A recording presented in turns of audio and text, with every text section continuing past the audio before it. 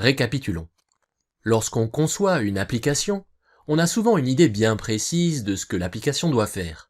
Parce que, par exemple, un chef de projet ou un client vient nous expliquer son besoin concret.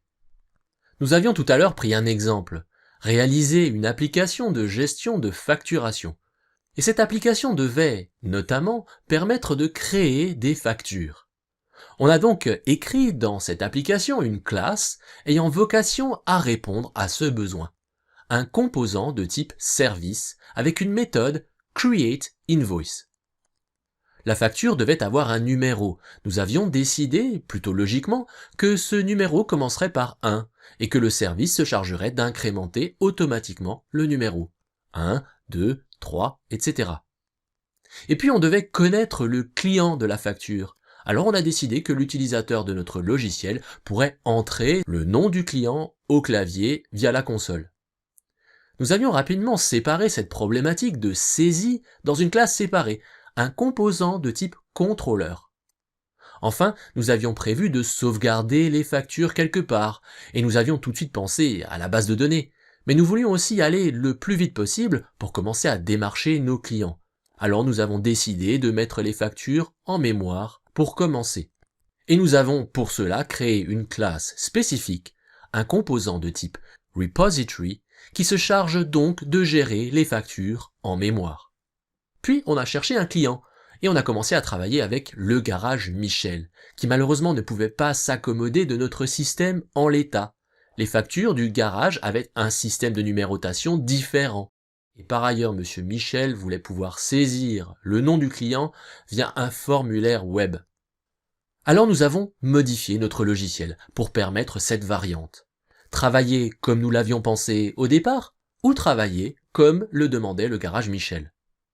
Nous avons dû créer un nouveau contrôleur pour permettre la saisie web, un nouveau service pour prendre en compte le nouveau système de numérotation de factures, et rapidement, nous avons également dû développer un autre composant de type repository, mais ça, on s'y attendait, afin que, en phase de production, le garage Michel puisse sauvegarder ses factures en base de données plutôt qu'en mémoire. On avait donc deux configurations possibles, chacune faisant appel à des classes différentes. On a alors décidé de mettre un gros if dans notre code et on a dit si c'est la configuration numéro 1, on utilise le contrôleur, le service et le repository d'origine, et si c'est la configuration numéro 2, on utilise ceux du garage Michel.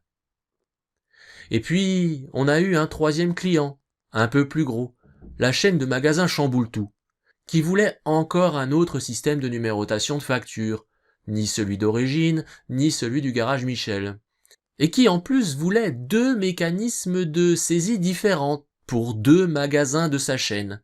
Le premier magasin voulait un formulaire web, le même que celui du garage Michel, mais pour l'autre on voulait développer une solution nouvelle, capable de scanner à partir d'un catalogue papier avec une douchette des codes-barres clients. Donc, un nouveau contrôleur. On a développé ces nouvelles classes et on a compris que ça n'avait pas de sens d'associer nos classes à un client particulier. La saisie via un formulaire web est une solution commune à nos deux clients et la sauvegarde en base de données également. Donc on a renommé nos composants pour faire abstraction de qui, concrètement, souhaite ces implémentations. Mais là on se retrouvait tout de même avec 4 configurations différentes dans le code. La configuration d'origine, le garage Michel, et une configuration pour chacun des magasins Chamboule-Tout. Et puis, on a pris peur. Et si l'on trouvait un autre client, faudrait-il encore ajouter une configuration ici? On ne va tout de même pas modifier complètement notre application à chaque fois qu'on a un nouveau client. Il fallait flexibiliser notre application, la rendre évolutive, certains diront future-proof. Pour ça, on a d'abord introduit un design pattern qui s'appelle la programmation par contrat. Chaque composant allait désormais implémenter les méthodes d'une interface. Cette interface allait permettre de découpler les composants, car désormais, chaque classe qui a besoin d'une autre classe, comme lorsqu'un contrôleur a besoin d'un service, ne faisait plus référence explicitement à une classe spécifique, mais à une interface via des propriétés du composant.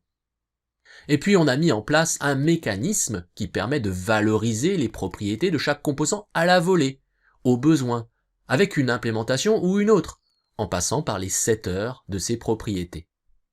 C'est le concept d'injection de dépendance.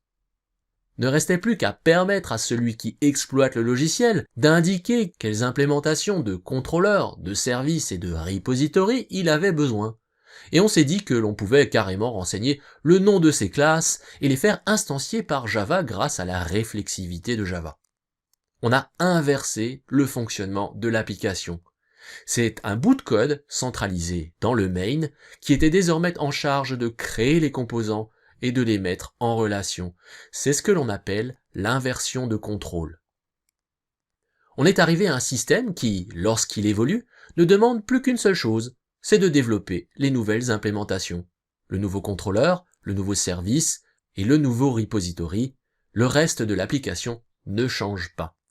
Et pour aller jusqu'au bout de notre raisonnement, nous avions pensé mettre dans un fichier de configuration le nom de ces classes qui intéressent le client, de manière à ce que, lorsque le logiciel démarre, ce dernier sache ce qui doit être instancié et injecté dans les autres composants dans le contexte particulier du client qui utilise ce logiciel.